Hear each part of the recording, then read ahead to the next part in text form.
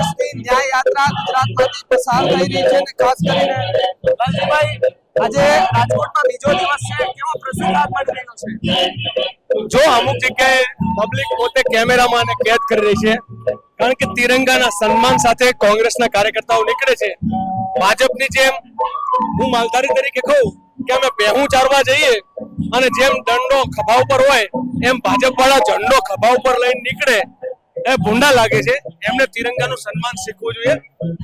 અહીંયા લોકો આજે ગીત ગવાય છે ને, જય જગત, એમાં સબકા હક સમાન હો, सबका जमीन हो, सबका आसमान हो, न्याय का विधान हो.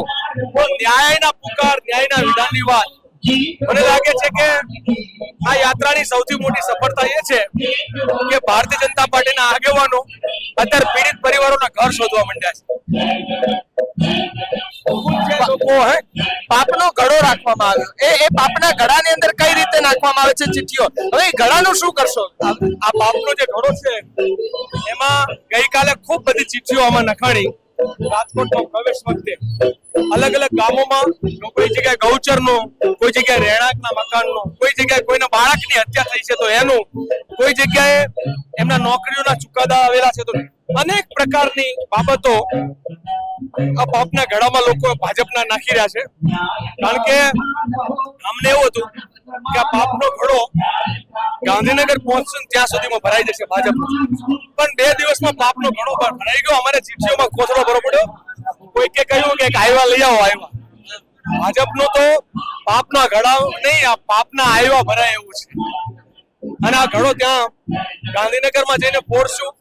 આમાં આવેલા સવાલો વિધાનસભામાં પૂછશું. આમાં બનેલી ઘટનાઓ છે એનો અવાજ અમે લોકો, જનતાના દુઃખ અને દર્દનો અવાજ કોંગ્રેસ બનશે.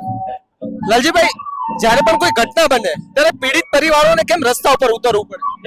આજ આ મોટો ચિંતાનો વિષય છે કે જ્યારે સંવિધાનનું રાજ હોય, કાયદાનું રાજ હોય, તો કાયદાનું રાજ હોય તો આપણે આ ન કરવું પડે. પરંતુ ભ્રષ્ટ ભાજપી શાસકો અને ભ્રષ્ટ અધિકારીઓ ની મિલી ભગતના કારણે લગાતાર એવું બને છે કે ગરીબોને, વંચિતોને, દબાયેલાઓને દબાવવાના અને તવંગરોને મજા.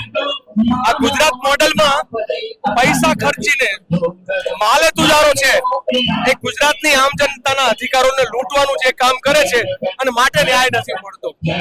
જોવો તો ખરા કે માત્ર સાગઠિયાના ત્યાં આટલા નીકળ્યા, ભાજપના કોઈ મિનિસ્ટરના ઘેર રેડ પાડે તો ટ્રક ભરાવાનું શરૂ થઈ જાય. એમાંય એટલું નાણું ભેગું કર્યું છે ગુજરાતની જનતાને લૂંટી લૂંટીને.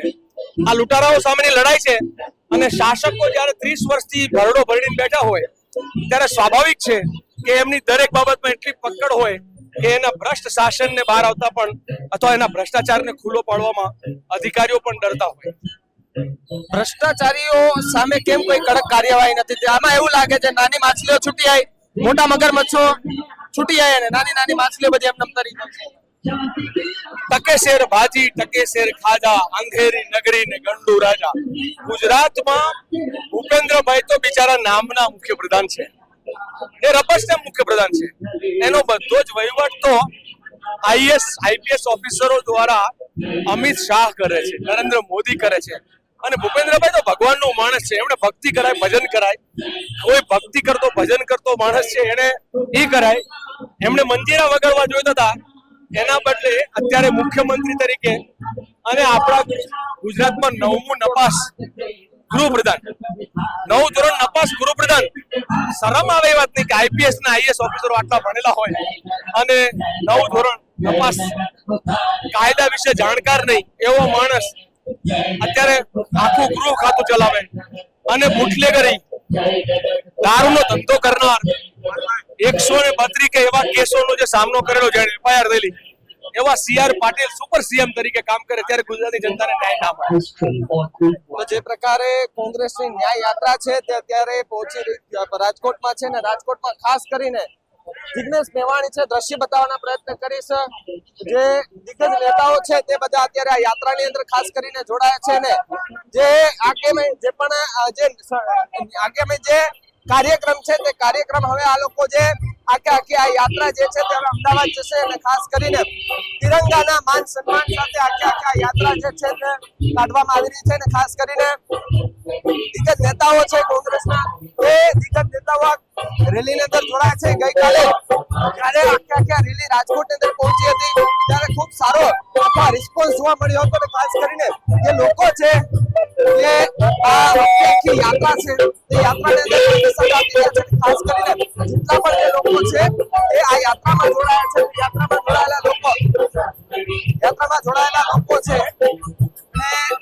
બહોળી સંખ્યામાં યાત્રાની અંદર આ યાત્રામાં લોકો જોડાયા છે. વિગત નેતાઓ હજુ પણ આ યાત્રા છે જેમ જેમ આગળ જશે